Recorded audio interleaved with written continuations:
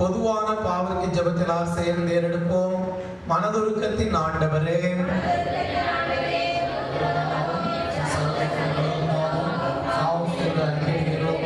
கிறிஸ்துவின் நாமத்தில் சொல்லியும் தேவை விட்டு விலகவில்லை.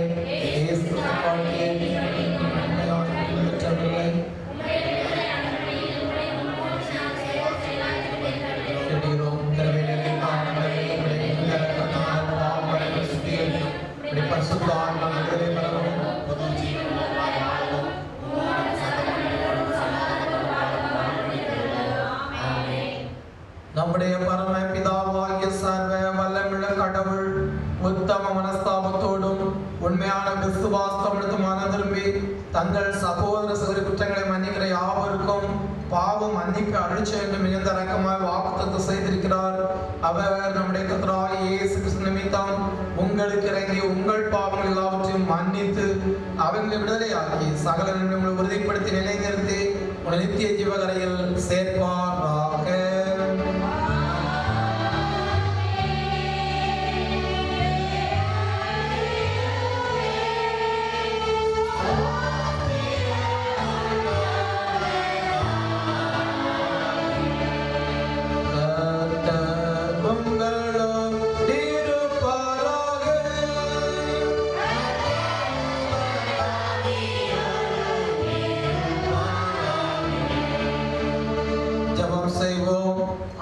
ஆண்டவரே, ஆசீர்வாதமான இந்த ஆராதனைக்கு அம்மை துதிக்கிறோம், ஸ்தோத்திரிக்கிறோம், மகிமைப்படுத்துகிறோம்.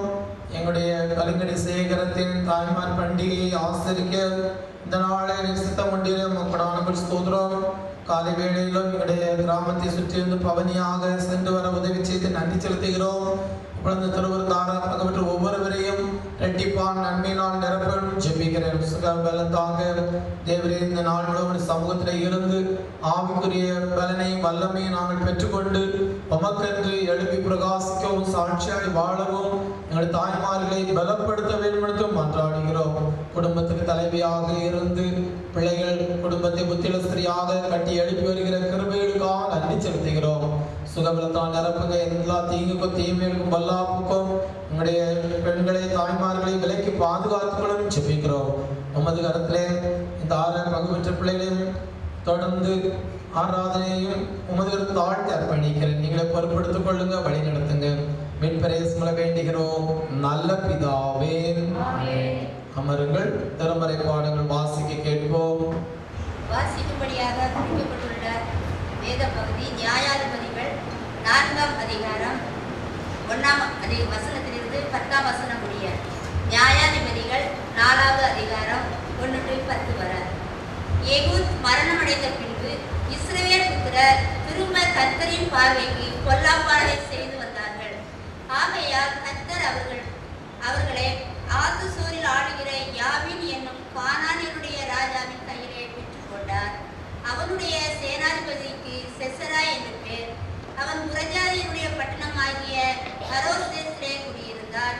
அவனுக்கு 900 இருப்பு ரதங்கள் இருந்தது. அவன் இஸ்ரவேல் புத்திரரை 20 வருஷம் கொடுமையாய் ஒடுக்கினார். இஸ்ரவேல் புத்திரர் கர்த்தரை நோக்கி முறையிட்டார்கள். அக்காலத்திலே லபிதோத்தின் மனைவியாகிய தெபொராள் என்னும் தீர்க்கதரிசியானவள் இஸ்ரவேலை நியாயம் விசாரித்தாள். அவர் எப்ராயிம் மலைதேசமான ராமாவுக்கும் பெத்தேலுக்கும் நடுவில் இருக்கிற தெபொராளியின் பேரிச்ச மரத்தின் கீழ் குடியிருந்தாள். அங்கே இஸ்ரவேல் புத்திரர் அவனிடத்திற்கு நியாயம் விசாரணைக்கு போவார்கள். அவள் நப்தலியில் உள்ள கேதேசில் இருக்கிற அபினோகாமின் குமாரன் பாராக்கை வரவழைத்து, நீ நப்தலி புத்திரரிலும் செபுலோன் புத்திரரிலும் 10,000 பேரை கூட்டிக் கொண்டு தாபோர் மலைக்கு போக கடவாய் என்றும், நான் யாபீனின் சேனாதிபதியாகிய சிசேராவையும் அவன் ரதங்களையும் அவன் சேனையையும் கீகோன் பள்ளத்தாக்கிலே உன்னிடத்திற்கு வர எடுத்து அவரை உன் கையிலே ஒப்புக் கொடுப்பேன் என்றும், இஸ்ரவேலின் தேவனாகிய கர்த்தர் உனக்கு கட்டளையிடவில்லையா என்றார். அதற்கு பாராக், நீ என்னோட கூட வந்தால் போவேன், என்னோட கூட வராவிட்டால் நான் போக மாட்டேன் என்றார்.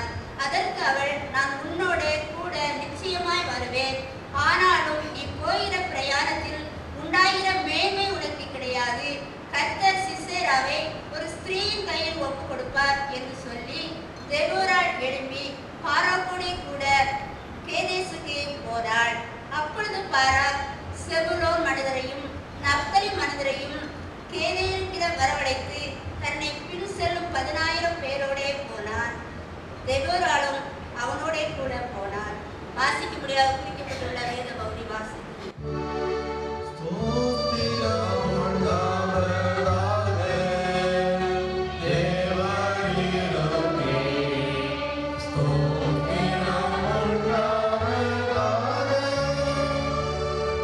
பரிசுத்த சுவிசேஷ வாக்கியம் மத்தேயு என்பவர்கள் சுவிசேஷம் 5ஆம் அதிகாரம் 1ஆம் வசனம் முதல் அடங்கிய வார்த்தையை கேளுங்கள். மத்தேயு 5ஆம் அதிகாரம் 1ஆம் வசனம் முதல். இயேசு திரளான ஜனங்களை கண்டு மலையின் மேல் ஏறினார். அவர் உட்கார்ந்த பொழுது அவருடைய சீஷர்கள் அவரிடத்தில் வந்தார்கள். அப்பொழுது அவர் தமது வாயை திறந்து அவர்கள் உபதேசித்து சொன்னது என்னவென்றால், ஆவியில் எளிமையுள்ளவர்கள் பாக்கியவான்கள், பரலோக ராஜ்யம் அவருடையது. துயரப்படுகிறவர்கள் பாக்கியவான்கள், அவர்கள் ஆறுதல் அடைவார்கள். சாந்த குணம் உள்ளவர்கள் பாக்கியவான்கள், அவர்கள் பூமியை சுதந்திரித்துக் கொள்வார்கள். நீதியின் மேல் பசிதாகம் உள்ளவர்கள் பாக்கியவான்கள், அவர்கள் திருப்தி அடைவார்கள். இரக்கம் உள்ளவர்கள் பாக்கியவான்கள், அவர்கள் இரக்கம் பெறுவார்கள். இருதயத்தில் சுத்தமுள்ளவர்கள் பாக்கியவான்கள், தேவனை தரிசிப்பார்கள். சமாதானம் பண்ணுகிறவர்கள் பாக்கியவான்கள், ஒரு தேவனுடைய புத்திரர் எனப்படுவார்கள். நீதி நிமித்தம் துன்பப்படுகிறவர்கள் பாக்கியவான்கள், பரலோக ராஜ்யம் அவர்களுடையது. என் நிமித்தம் உங்களை நிந்தித்து துன்பப்படுத்தி பலவித தீமையான மொழிகளை உங்கள் பேரில் பொய்யாய் சொல்வார்களானால் பாக்கியவான்களாய் இருப்பீர்கள். சந்தோஷப்பட்டு களி கூறுங்கள், பரலோகத்தில் உங்கள் பலன் மிகுதியாய் இருக்கும். உங்களுக்கு முன் இருந்த தீர்க்கதரிசிகளையும் அப்படியே துன்பப்படுத்தினார்களே என்பது. இது கிறிஸ்துவின் நற்செய்தி. மகிமை உண்டாவதாக.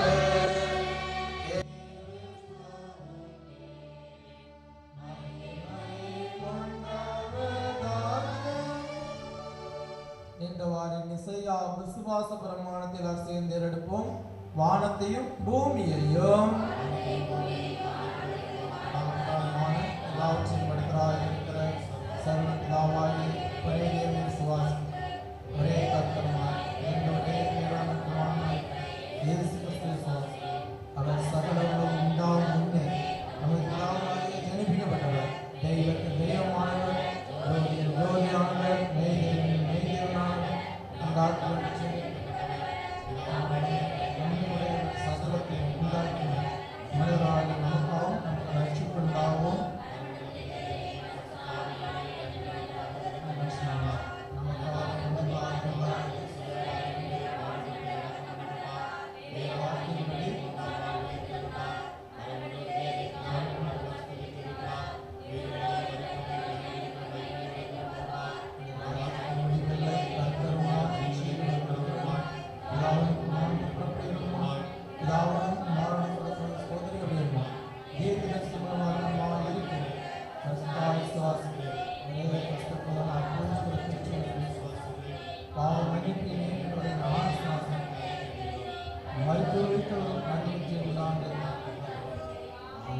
அமருங்கள்.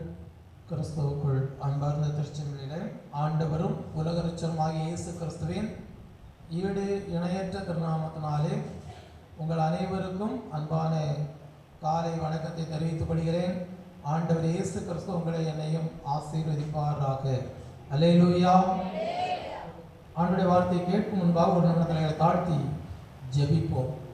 அன்பின் நல்ல ஆண்டவரே, ஆசீர்வாதமான இந்த தாய்மார் பண்டிகை சேகர பண்டிகைக்காக நன்றி செலுத்துகிறோம். நான்கு சபைகளுக்கு வந்திருக்கிற எங்களுடைய தாய்மார்களை ஆசீர்வதிங்க தேவரே. அவர்கள் குடும்பத்துக்கு தலைவியாக இருந்து குடும்பத்தை சீரும் சிறப்பாக வழிநடத்துவது மட்டுமல்லாமல் திருச்சபையின் கண்களாக தாய்மார் இருப்பதற்காக நன்றி செலுத்துகிறோம். ஆண்கள் திருச்சபையின் தூண்களாக செயல்படுகிறார்கள். பெண்கள் கண்களாக இருந்து வழிநடத்துகிற கிருபைகளுக்காக உமக்கு நன்றி செலுத்துகிறோம் தேவரே. விசுவாசத்தோடு இந்த நாளிலே பங்கு ஒவ்வொருவரையும் அதற்குரிய ஆசீர்வாதத்தை பன்மடங்காக பெற்றுக்கொள்ள கிருபை பாராட்டுங்க. ஞாயிற்று வேத வசனத்தையும் பொருட்படுத்திக் கொள்ளுங்க. நல்ல ஆலோசனை தாங்க. நீங்கள் பேசுங்க, நான் கேட்குறோம். மீட்பரேசுங்களை வேண்டுகிறோம் நல்ல பிதாவே. தியானிக்கும்படியாக தெரிந்து கொள்ளப்பட்ட வேத வசனம் நியாயாதிபதிகளின் புஸ்தகம் 4ஆம் அதிகாரம் 4வது வசனத்தை வாசியுங்கள்.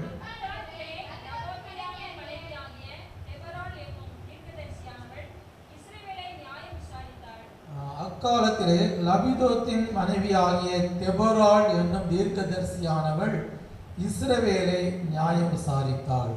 அல்லேலூயா.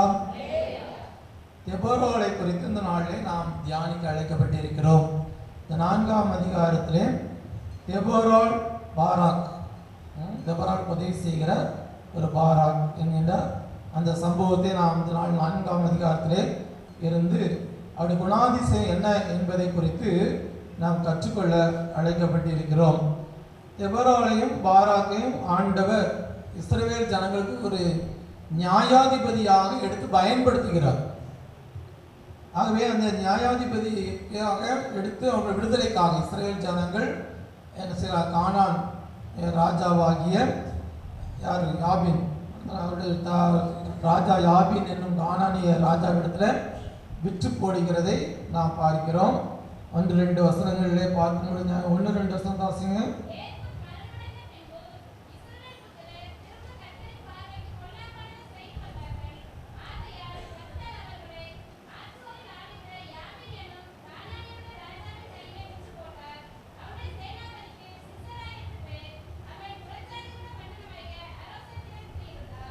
பார்த்தீங்களா, அங்கே அவனுடைய சேனாதிபதிக்கு பேர் என்னது, சிசரா.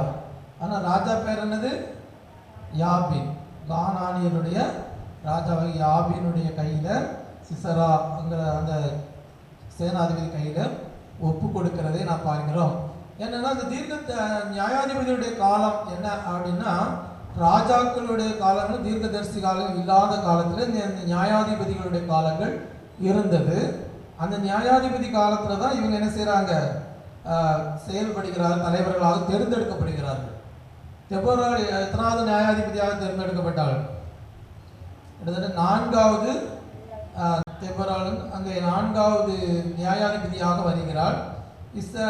ஆண்டவர் ஏன் எப்படி கொடுக்கிறார் அப்படின்னா, இஸ்ரவேல் ஜனங்கள் கர்த்தரின் பார்வைக்கு பொல்லாப்பான காரியத்தை செய்தார்கள். 6-7 வசனம் என்ன பொல்லாப்பு செய்தார்கள்? நியாயாதிபதியின் புஸ்தகம் 3ஆம் அதிகாரம் 6-7.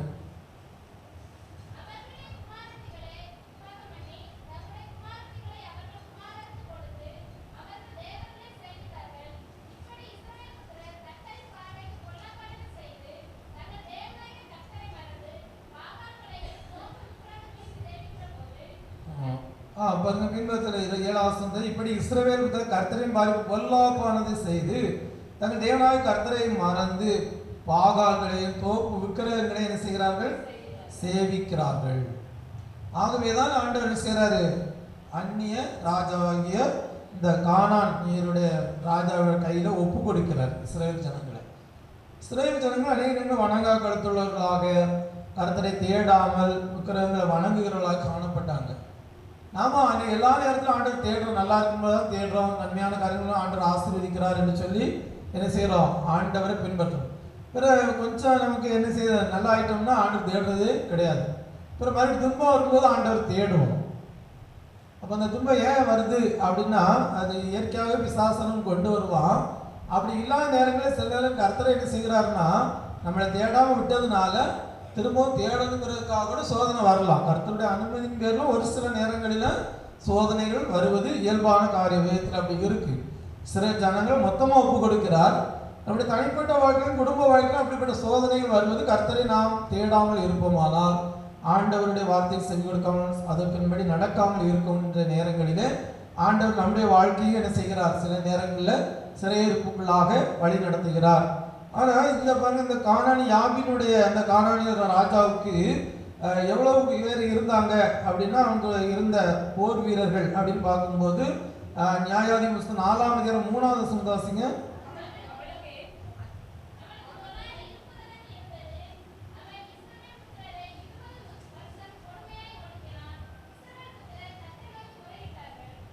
பார்த்தீங்களா, அங்கே என்ன செய்கிறாங்க, அவனுக்கு 900 இரும்பு ரதம் இருந்ததாம். அந்த சிசராவுக்கு கானான் இருக்கு. அவன் எத்தனை வருஷம் அவர்களை ஒடுக்கினான்னு 20 வருஷம் இஸ்ரேல் மக்களை கொடுமையாய் ஒடுக்கினான். 20 வருஷம். ஏற்கனவே இஸ்ரேல் ஜனங்கள் எகிப்துல இருந்து கானானுக்கு என்ன செஞ்சாங்க, வந்தாங்க. அப்போ எகிப்துல எத்தனை வருஷம் அடிமையா இருந்தாங்க, 430 வருஷம் இருந்தாங்க. அதனால தான் 40 வருஷம் அவங்க என்ன செய்றாங்க, எகிப்துக்கு வனாந்தரத்துல பயணமாக மோசே தலைமையில வந்தாங்க. ஆனா அவ்வப்போதும் என்ன செய்யறாங்க, அவங்க இப்படி விட்டு ஆண்டவர் விட்டு விலகும் பொழுதெல்லாம் ஒப்பு கொடுக்கப்பட்ட சம்பவம் திருமறையில இருக்கிறது. அப்போ ஆண்டவர் செய்கிறார், நியாயாதிபதிகளை வைத்து விடுவிக்கிறத பார்க்கிறோம். இந்த தெபோராளையும் எடுத்து இந்த இடத்துல பாராக்கையும் எடுத்து பயன்படுத்துகிறதை நாம் பார்க்கிறோம். 20 வருஷமாக அங்கே அவர்கள் ஒடுக்கப்பட்டார்கள் என்று சொல்லி பார்க்கிறோம். தெபோராளை எடுத்துக்கொண்டோமானால் ஒரு ஆசிரியராக ஓமையாக வைத்துக் கொள்ளலாம். பாராக்கு எடுத்தோம் மாணவனாக கற்பனை பண்ணிக்கொள்ளலாம். ஏன்னா ஒரு ஆசிரியர் சொல்லுறத மாணவன் செய்ய வேண்டும் செய்யும். அதுக்காகத்தான் அவன் ஆசிரியராக தெபோராளையும் அந்த பாராக்கை நம் மாணவனாக கூட இங்கே வைத்து சிந்திக்க அழைக்கப்பட்டிருக்கிறோம். சில காணாலே யுத்தம் வருது. அப்போ இந்த யுத்தம் எதை குறிக்கிறதுனா அவங்களுக்கு தேர்வு எழுதிக்கிற ஒரு சம்பவத்தை குறிக்கிறது. தேர்வு மாதிரி மாணவர்களுக்கு தேர்வுனாலே பிடிக்காது. ஆனால் சும்மா என்ன செய்கிறாங்க, இந்த கொரோனா வைரஸ் காலத்தில் பாஸ் நீங்கள் அப்படின்னு சொன்னால் சந்தோஷப்படுறாங்க. புது வகுப்புக்குன்னா 5ஆவது படித்தவங்க இப்போ 6ஆவது படித்து 7ஆவது போயிட்டாங்க. 2 வருஷம் படிக்காமலே வகுப்பு தாண்டி போயிருந்தாங்க. ஆனால் இங்கே பாருங்க, இங்கே ஒரு யுத்தம் என்பது தேர்வை குறிக்கிறது. இதில் வெற்றி பெறணும். அப்போ அந்த வெற்றி பெறுவதற்கு என்ன செய்ய வேண்டும், அங்கின வழிமுறைகளை தெபோராள் எவ்வாறு பயன்படுத்தினாள் என்பதைத்தான் நாங்கள் பார்க்கிறோம். அந்த யுக்திகளை என்ன கையாண்டாள் என்று பார்க்கிறோம். முதலாவது தெபோராள் என்ன செய்கிறார் என்றால் தூண்டுகோலாய் இருந்தாள் என்று சொல்லி ஒரு தலைப்பு கொடுத்திருக்கிறேன். 4ஆம் அதிகாரம் 6வது வசனத்தை வாசிங்க.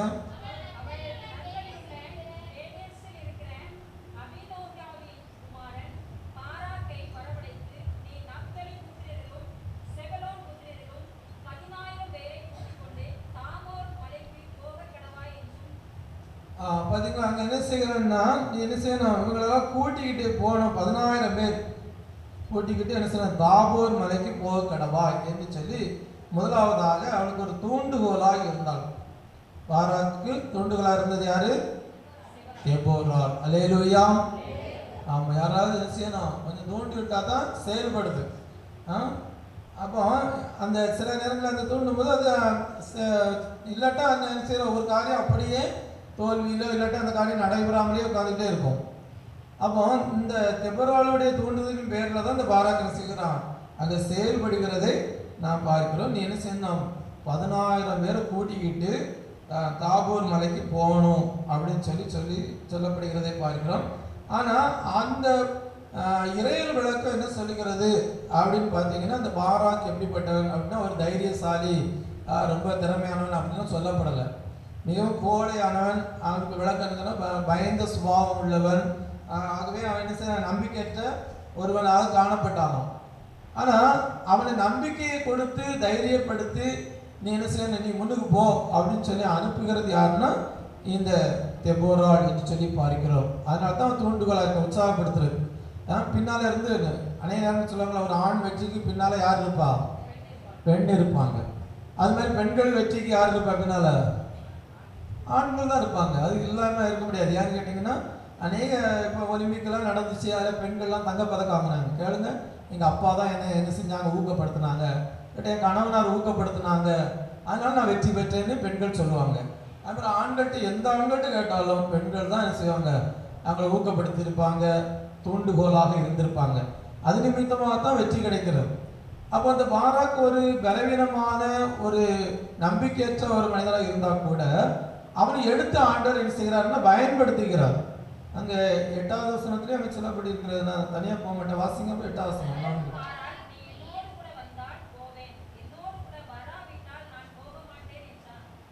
பார்த்தீங்களா, அதற்கு பாராக் நீ என்னோடு கூட வந்தால் போவேன், என்னோடு கூட வராவிட்டால் நான் என்ன செய்ய மாட்டேன், போக மாட்டேன். பார்த்தீங்களா, கூட வா துணைக்கு. அப்போ தெபோராளை என்ன செய்கிறா, கூட அழைக்கிற சம்பவத்தை நான் பார்க்கிறோம். அழைத்து சென்று 2 பேரும் என்ன செய்கிறாங்க, நான் வருவேன். ஏன்னா தூண்டுகோலா மட்டும் இருந்துட்டு வீட்டில் இருக்கிறது இல்லை, வாங்க அப்படின்னு சொல்லிட்டு அனுப்பி விட்டுட்டு இருக்கிறதல்ல.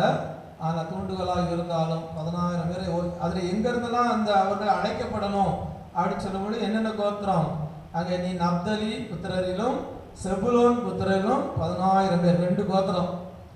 நப்தலி செபுலோன்னா ஒரு கோத்திரத்தை சேர்ந்தவங்க. அவங்களில் தான் 10,000 பேரை நீ என்ன செய்யணும்? தெரிந்தெடுத்து இந்த தாபர் மலை கூட்டு போ அப்படின்னு நீங்களும் என் கூட என்ன செய்யணும்? வர வேண்டும், இல்லைன்னு நான் போக மாட்டேன் அப்படின்னு சொல்லுகிறதை நான் பார்க்கிறோம். அது மட்டும் இல்லை, அந்த கட்டளைக்கு என்ன செய்கிறாங்க? அங்கே கீழ்ப்படிந்து சென்றான். 7வது சந்தாசிங்க,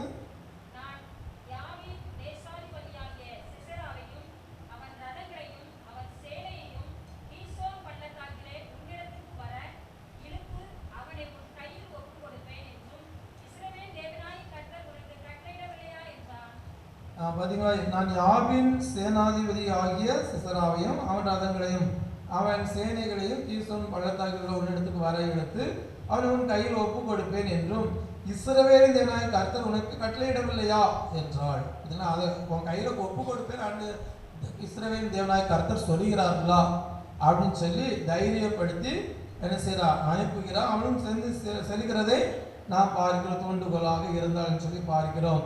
நீதிமன்ற புத்தகத்தில் சொல்லப்படுது 16ஆம் அதிகாரம் 2ஆம் வசனத்திலே பார்த்தீங்கன்னா அங்கே வாசிங்க. அப்போ நீங்கள் 16:2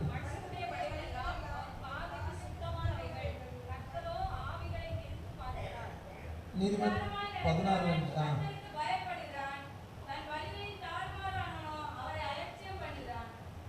உதடுகளின் மதுரம் கல்வியை பெருக பண்ணி என்ன சொன்னோமா? 16:2. அப்போ வார்த்தைகளை கூறி என்ன செய்த அண்ணா அவனை பலப்படுத்துகிற சம்பவம் அங்கே சொல்லப்படி ஆர்வம் ஊட்டுகிறார். அது தூண்டப்படுகிற வேலையில தான் என்ன செய்ய செயல்பட ஆரம்பித்தான் பாராக் என்று சொல்லி நாம் பார்க்கிறோம். அதே நேரத்தில் புதிய ஏற்பாடு இயற்கையாக மிஷினரிமார்கள் பல விதத்திலே பார்க்கும்போது ஊழிய காலத்தில் கூட அவங்க என்ன செய்கிறாங்க? கல்வி பணி, மருத்துவ பணி செய்து ஆண்டவருக்கு ஊழியம் செய்ய தூண்டுகோலாக செயல்பட்டனர் என்று சொல்லி மிஷினரிமார்களை குறித்து அவருடைய வாழ்க்கையில் நாம் பார்க்கிறோம். மிஷினரிமார்கள்லாம் ஒரு சிலர் தான் வந்தாங்க, ரொம்ப நிறைய பேர்லாம் வரல. நம்முடைய இந்திய தேசத்துக்கு குறிப்பிட்ட எண்ணிக்கையில் தான் வந்தாங்க. அவர்கள் என்ன செய்தாங்க? ஆண்டவர் ஜீவன தேவனாக இயேசு கிறிஸ்து நமக்கு அறிவித்தார்கள். அந்த அறிவிக்க அவங்க தூண்டுகோலாக அல்ல ஜீவன தேவன் நமக்கு கொடுப்பதற்கு தூண்டுகோலாக செயல்பட்டது மிஷினரிமார்கள். அவருடைய ஊழியங்கள் மறுக்க முடியாத ஒன்றாக இருக்கிறது சொல்லி நாம் பார்க்கிறோம். அப்படிப்பட்டது மட்டுமல்லாமல் புதிய ஏற்பாட்டு பவுலுடைய ஊழியத்தில் கூட அநேகருக்கு தூண்டுகோலாக பிறரை நம்ம ஊழியத்தின் பாதையிலே எடுத்து பயன்படுத்துவதற்கு நாம் செயல்படுவோமானால் நாம் தூண்டுகோலாக இருக்கிறோம் என்பதை அறிந்து கொள்ள அழைக்கப்பட்டிருக்கிறோம். ஆகவே தெபோராள் பாராக்கை தூண்டுகோலாக முதல் பகுதியிலே செயலாற்றுகிறதை நாம் பார்க்கிறோம். அது மட்டுமல்லாமல் துணையாக சென்றாள். வான் அழைத்தவுடனே அவள் செல்கிறேன் என்று சொல்லி எழுகிறத பார்க்கிறோம். நியாயாதிபதி புஸ்தகம் 4ஆம் அதிகாரம் 9-10 வாசிங்க.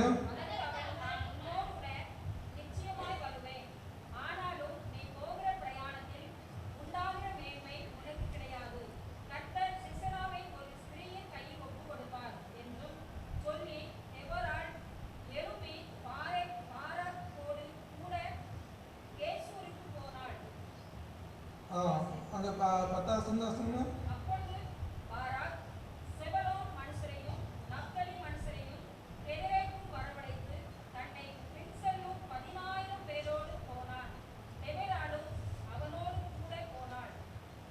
அங்கே 2வது பார்க்கும்பொழுது துணையாய் சென்றாள் என்று சொல்லி தலைப்படுத்திருக்காங்க. அது துணைக்கு சென்றால் தூண்டுறது மட்டுமல்ல, துணையாகவும் சென்றாள். 2வதாக தேவரால் துணை எப்படி செய்ய? அதற்கு அவள் நான் உன்னோடு கூட நிச்சயமாய் வருவேன், ஆனால் நீ போகிற பிரயாணத்தில் உண்டாயிருக்க மேன்மை உனக்கு கிடையாது. கர்த்தர் சிசராவை ஒரு ஸ்திரீயின் கையில் ஒப்பு கொடுப்பார் என்று சொல்லி தெபரால் எழும்பி பாராக்கோடு கூட என்ன செய்தார்? எதற்கு போனாள் என்று சொல்லி பார்க்கிறார். அப்பொழுது பாராக் மறுபடியும் என்ன செய்கிறார்? செபுலோன் மனுஷரையும் நப்தலி மனுஷரையும் அங்கே என்ன செய்கிறார்?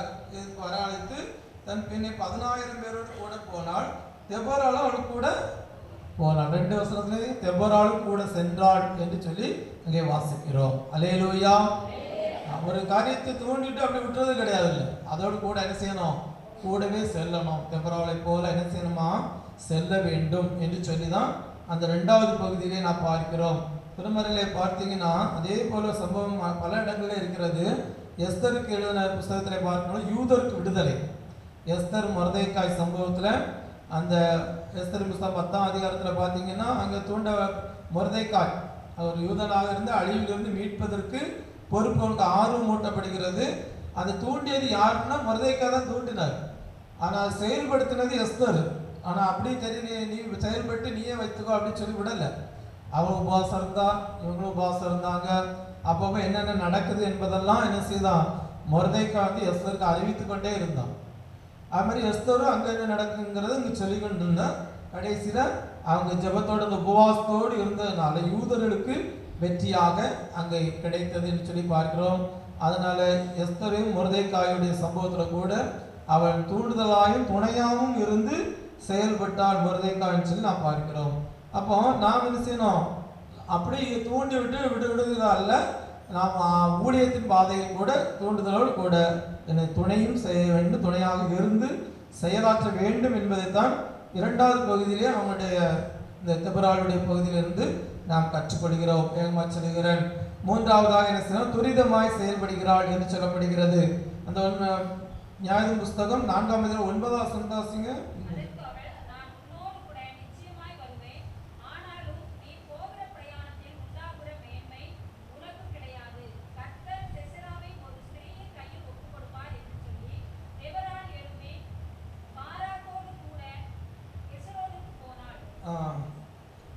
அங்கே என்ன செய்யறா பாருங்க, பாராக்கு எழும்பி உடனே என்ன செய்யறா, அவன் என்ன செய்யறான், துரிதமாய் செயல்படும் உடனே. அதான் அப்போ நம்ம என்ன செய்யணுமா, அங்கே தூண்டி விட்டு மட்டுமல்ல துணையாக செல்கிற மட்டுமல்ல, அது துரிதமாய் செயல்படணும், உடனடியாக செயல்படுதல். அதுதான் அந்த பகுதியில் அவளும் என்ன செய்யறா, பாராக்கோடி கூட எழும்பி சென்றாள், போனாள் என்று சொல்லி பார்க்கிறோம். ஏதேசுக்கு போனாள் என்று அங்கே நாம் வாசிக்கிறோம். ஆனால் அங்கே நாம் என்ன செய்யணுமா, நம்முடைய எல்லா காரியத்திலும் துரிதம்னா கொஞ்சம் ஸ்பீடாக செயல்படுது. சோம்பேறித்தனமா எப்பவுமே அநேக காரணங்கள் நம்ம என்ன செய்வோம், குளிர் நேரங்களில் கொஞ்சம் சோம்பேறித்தனமாக தான் இருப்போம். மழை பெஞ்சால் கொஞ்சம் செயல்பாடுகள்லாம் கொஞ்சம் டல் அடிக்கிறது. வெயில் அடிக்கிற ஸ்பீடுக்கு வேகமாக நடக்கிற வேலையை விட குளிர் நேரங்களில் வேலைகள் கொஞ்சம் டல் அடிக்கும். அப்படி வேலை செய்யக்கூடாது. நம்ம என்ன செய்யணுமா, கொஞ்சம் வேகமாக செயல்பட வேண்டும் என்று சொல்லி செயல்படுகிறார். அவளும் என்ன செய்ய, செயல்பட தூண்டி அவர் உடனடியாக எழும்பி சென்றால் துரிதமாக என்று சொல்லி நாம் பார்க்கிறோம். அது அந்த 4ஆம் அதிகாரம் 14வது வசனத்தை வாசிங்க.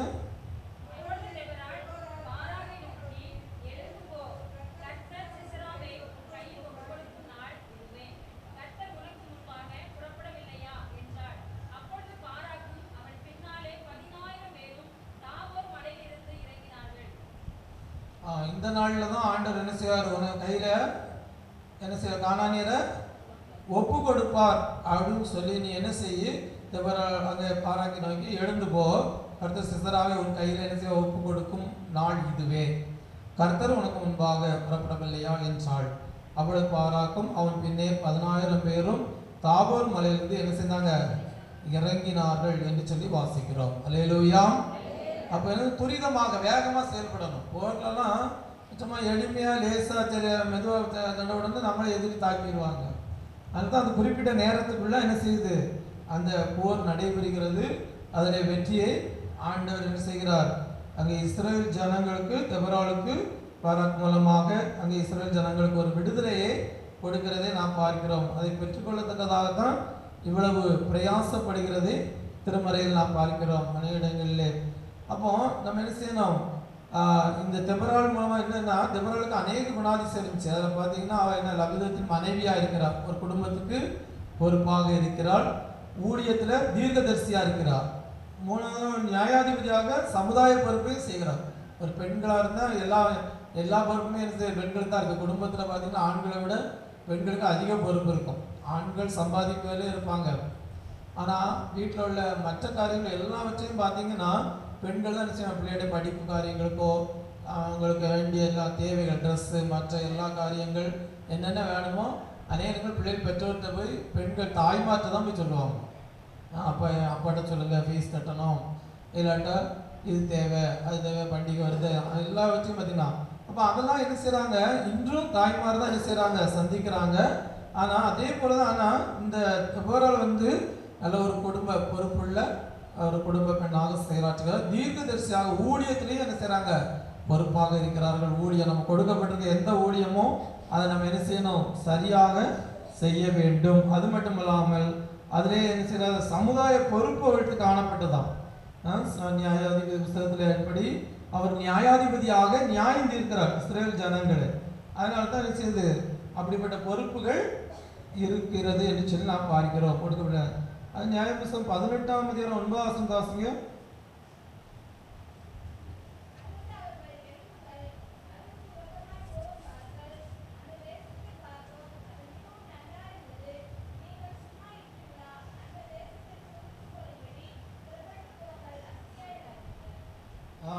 என்ன செய்யாங்க, தன் வேலையில் என்ன அசதியாக என்ன செய்யக்கூடாது, இருக்கக்கூடாது.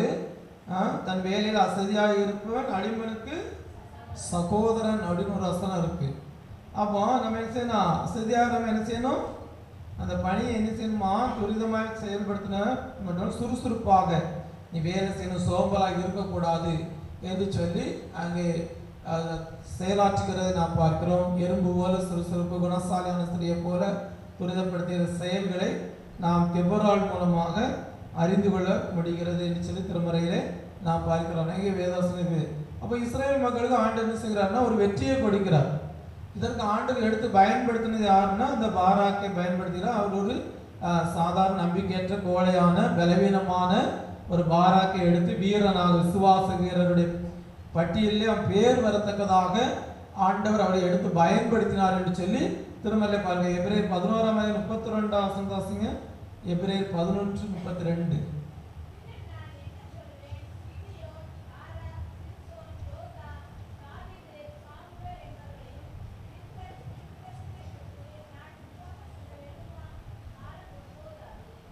அதில் பார்த்தீங்கன்னா பாராக்குடைய பேர் அங்கே எபிரேயர் புத்தகத்தில் 11ஆம் அதிகாரம் விசுவாசிகள் நிறைந்த ஒரு பட்டியல் புத்தகம். அதில் அவருடைய பேர் என்ன செய்யப்படுது, அங்கே எழுதப்பட்டிருக்கிறதை நாம் பார்க்கிறோம். அந்த அளவுக்கு அவருடைய யுத்த பணி ஊழியம் சேர்ந்த பின்னும் நான் என்ன சொல்லுவேன், கிதியோன் பாராக். கிதியோனுக்கு அடுத்தாம பாருங்க பாராக்னு வருது. சிம்சோன், யப்தா, தாவீது, சாமுவேல் என்பவர்களையும் தீர்க்கதரிசிகளை குறித்து நான் வெறும் சொல்ல வேண்டுமானால் காலம் போதாது. விசுவாசி பட்டியலில் வருகிற இந்த பாராக்குடைய பேர் இருக்கிறதை நாம் பார்க்கிறோம். இதில் இஸ்ரவேல் ஜனங்களுக்கு வெற்றியை ஆண்டவர் செய்தார், இதில் கொடுத்தார் என்று சொல்லி கடைசியாக வாசல் நிறைய செய்வோம். நியாயபுத்தகம் 4ஆம் அதிகாரம் 23-24 வசனத்தை வாசிங்க.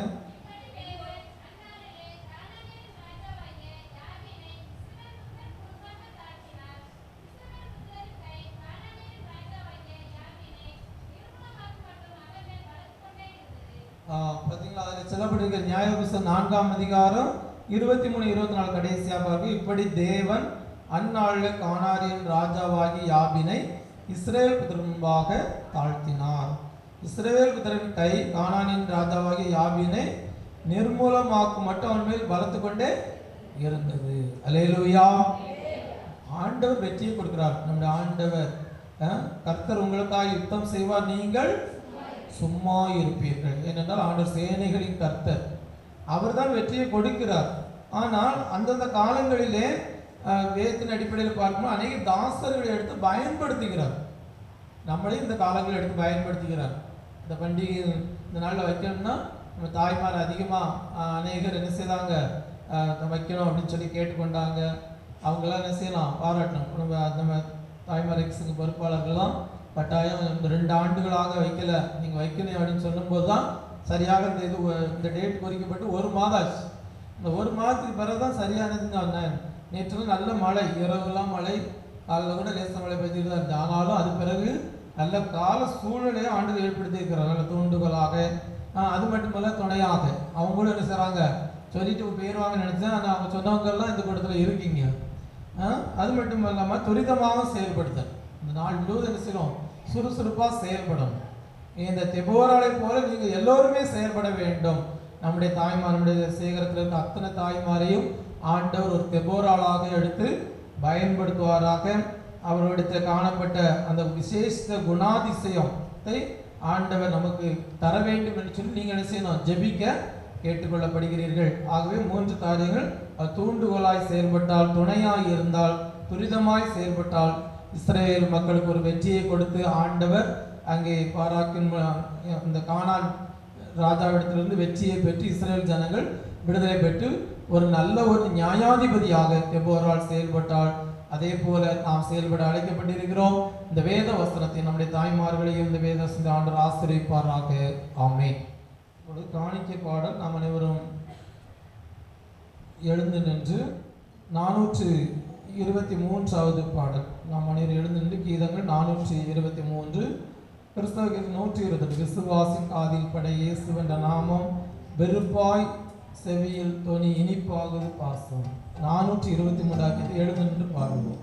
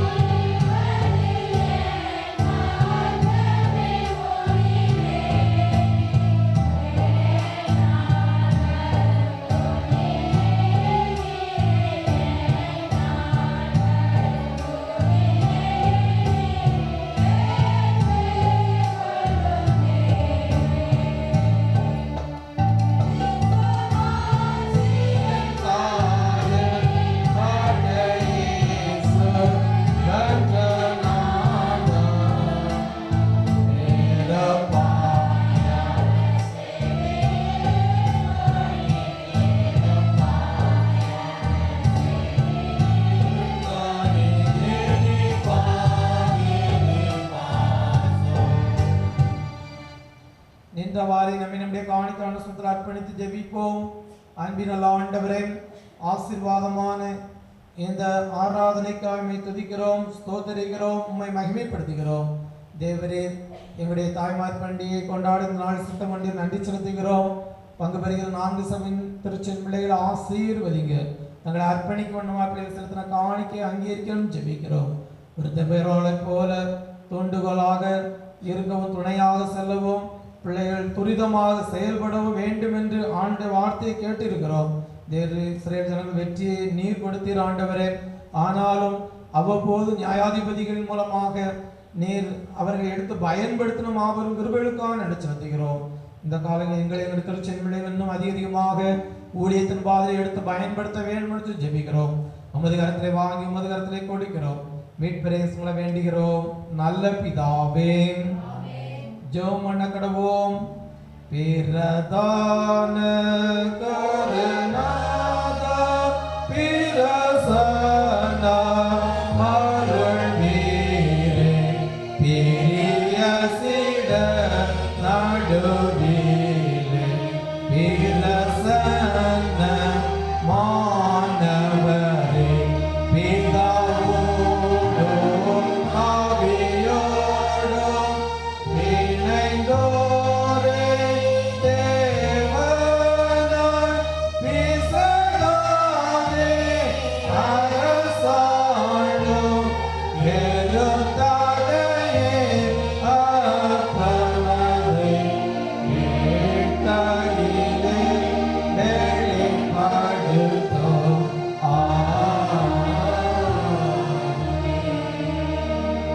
கர்த்தர் உங்களோடு இருப்பாராக.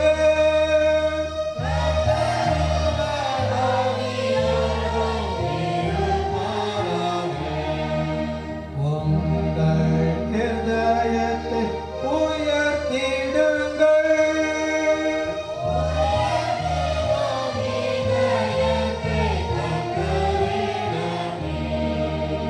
தோத்திரம் செலுத்துவோம் தேவனுக்கே.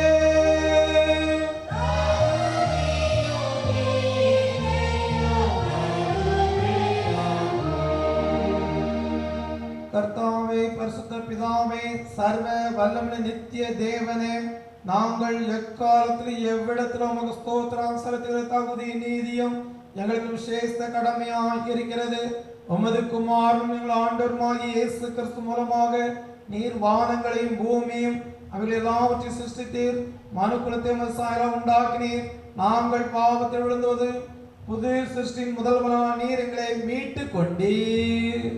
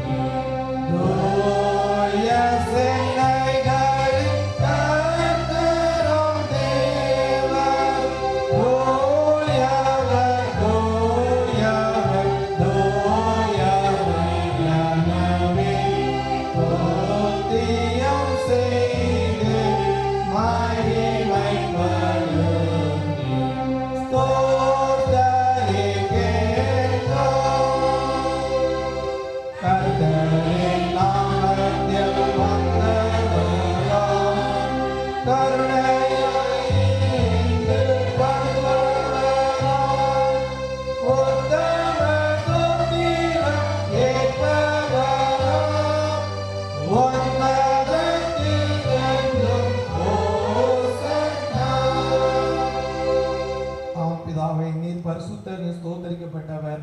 தேவரின் மனு உருக்கமா அன்பு கூர்ந்து ஒரே பேரான குமாரனாகிய இயேசு கிறிஸ்து எங்கள் தம்மை தரித்துக் கொள்ளவும் சிலுவையில் மரித்து எங்களை மீட்டுக் கொள்ளவும் அவரை தந்தவர். சிலர் ஒரே தம்மை தாமே ஏகபதியாக ஒப்பு கொடுத்து சர்வலோகத்தின் பாவங்களை நிவர்த்தி செய்ய நிறைவும் பூரணமும் போந்தமான பலியையும் காணிக்கையும் பரிகாரத்தையும் செலுத்தினதும் அல்லாமல் தமது அருமையான மரணத்தை என்றைக்கு நினைப்பட்டு ஞாபகத்தை நியமித்து தாம் திரும்ப வரும் அளவு நாங்கள் அதை அனுசரித்து வரும்படி தமது பரிசுத்த சீசர் கட்டளையினாரே அவர் தாம் காடுகிற ராத்திரியிலே அப்பத்தை எடுத்து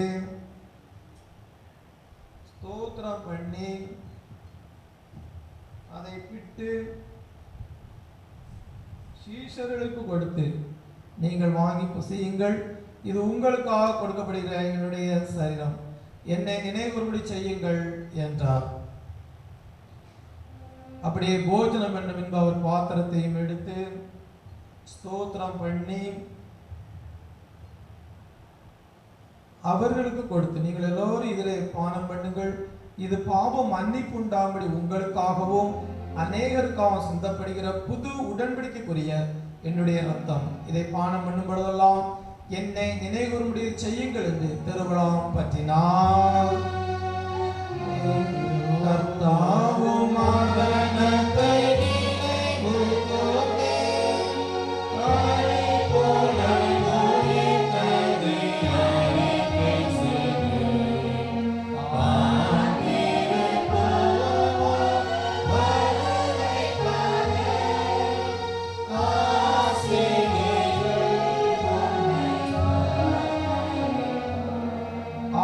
பிதாவே மதுக்குமாரன் ஆண்டவரே அருமையான பாடுகளையும் மரணத்தையும் மகிமையான உயிர்த்தலும் வரமென் நினைவு கூர்ந்து முதலியாராகி நாங்களோடு கட்டளையிட்டவர் வருகை எதிர்க்கிறோம், இதை செய்கிறோம். அவரில் நிறைவேற்றின பூரண மீட்புக்காக உமக்கு நன்றி செலுத்துகிறோம்.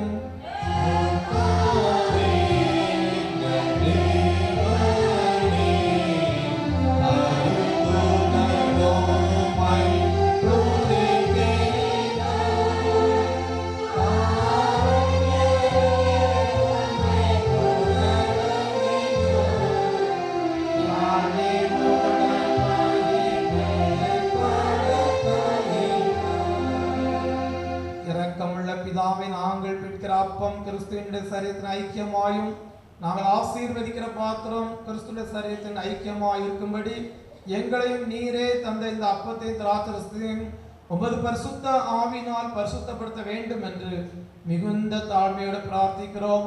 நாங்கள் எல்லோரும் எங்கள் ஆண்டவராகிய கிறிஸ்துவில் கூட்டி இணைக்கப்பட்டவர்களாகி விசுவாசத்தில் ஒருமைப்படவும் தலையாகி அவருக்குள் எல்லாவற்றிலும் வளரவும் கிருபை செய்யும். அவரோடும் பரிசுத்த ஆவியோடு ஐக்கியமாயிருக்கிற சர்வ வல்லமுள்ள பிதாவாகிய உமக்கு அவர் மூலமாய் சகல கனம் மகிமையும் என்றென்றைக்கும் உண்டாவதாக. நமது இரட்சகராகிய கிறிஸ்து கற்பித்தபடி அவர் நமக்கு அருளப்பட்ட தைரியத்தோடு சொல்லுவோம். கர்த்தருடைய ஜெபத்தினால் சேர்ந்து சொல்லுவோம். பரமண்டலத்தில் எங்கள் பிதாவே, நாமஸ்தவர்களாக ராஜ்யம் வருவதாக, சித்தம் மரத்திலே செய்யப்படுகிறது போல பூமியிலும் செய்யப்படுவதாக. அதன் அப்பத்திலும் தார் எங்கள் குரோதம் மன்னிக்கிறது போல எங்கள் குற்றத்திற்கும் மன்னியும். சோதனைகள் பிரவேசிக்கப்படாமல் திரும்பி சிட்டுக் கொள்ளும். ராஜ்யம் வல்லமை மகிமையும் என்றென்றைக்குடையவே. ஆண்டோட திருப்பந்தியில் அபாத்திர தன்மையை உணர்வோம். பாவியாக என் மீது கிருபையாயிரும் சொல்லி ஆயக்காரனை போல ஆண்டு சமூகத்தில் நம்மை தாழ்த்துவோம். தாழ்மையின் ஜெபத்தில் சேர்ந்து எடுப்போம். இரக்கமுள்ள கர்த்தாவே, நம்பி பந்தியில் சேர துணியாமல் அளவற்ற இரக்கத்தை நம்பி சேருகிறோம். மேஜையின் துணிக்குள் பொருட்கள் நாம் பாத்திரம் அல்ல, ஆனாலும் தேவனை பிரதேசம் மாறாத ஆண்டவராய் இருக்கிறேன். ஆக பெருமிள்ள கர்த்தாவே, அது அருமையான குமாரனாகிய சரீரத்தால் இரத்தத்தால் சர்வாத்மா சுத்தமாகி எப்பொழுது நாங்கள் அவருக்குள்ளமோ எங்களுக்கு வாசமாய் ஏற்ற விதமாய் அது சரீரத்தை பசித்தோட ரத்தத்தை காண எங்களுக்கு கிருபை செய்தருளோம். நாம் பிடிக்கிற அப்பம் கிறிஸ்துடைய சரீரத்தின் ஐக்கியமாய் இருக்கிறதல்லவா?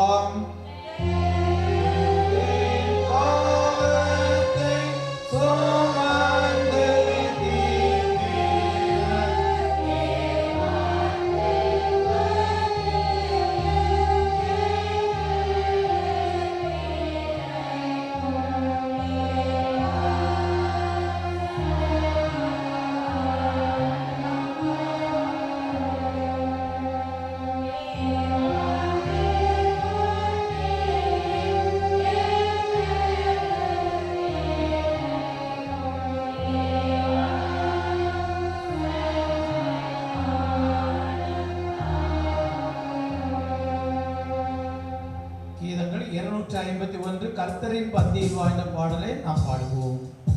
கர்த்தரின் பந்தியில் சகோதரா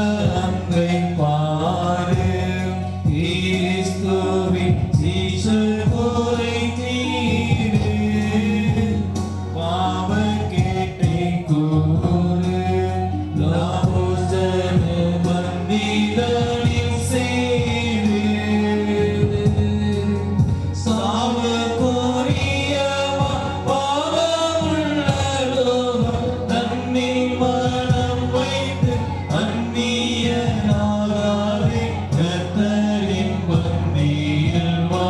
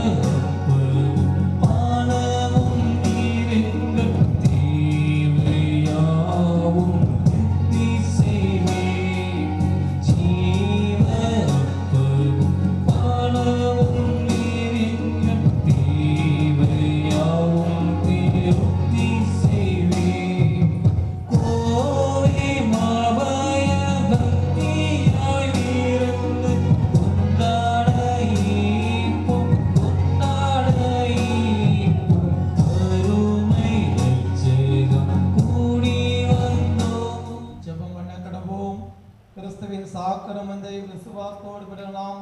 ஸ்தோத்திர ஜெபத்தை எல்லாரும் சேர்ந்து ஏறெடுப்போம். சர்வ வல்லமையுள்ள கடவுளே, பரமபிதாவே, நேசகுமாரனும் ஆண்டவருமாகிய இயேசு கிறிஸ்துவுக்குள் கீழாய் ஏற்றுக்கொண்டு கிறிஸ்தரத்தமாகிய இந்த பாவனை மன்னித்து நம்முடைய வாழ்வை வாக்குத்தத்தமிழ்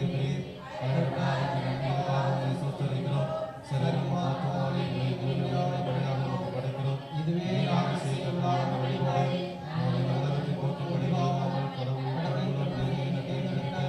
எங்கள் உள்ள புதுமைகள் மாற்றப்படுகிறாக கடைசி நாளில்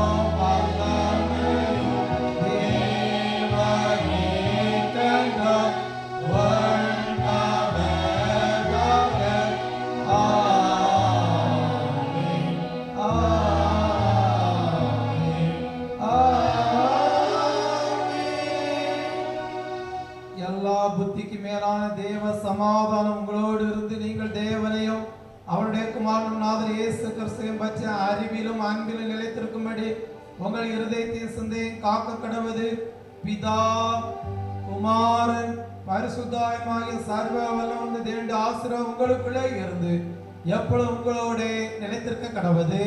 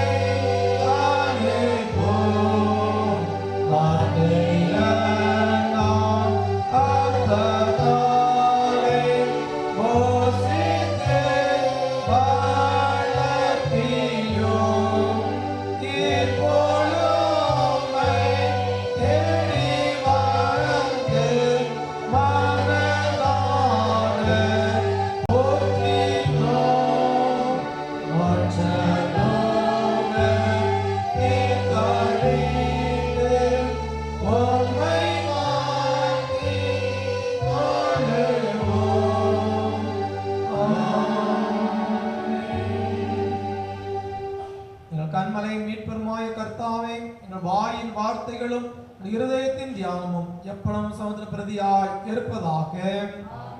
கர்த்தர் உங்களோடு இருப்பாராக. தேவ சமாதானத்தோட சென்று வாருங்கள்.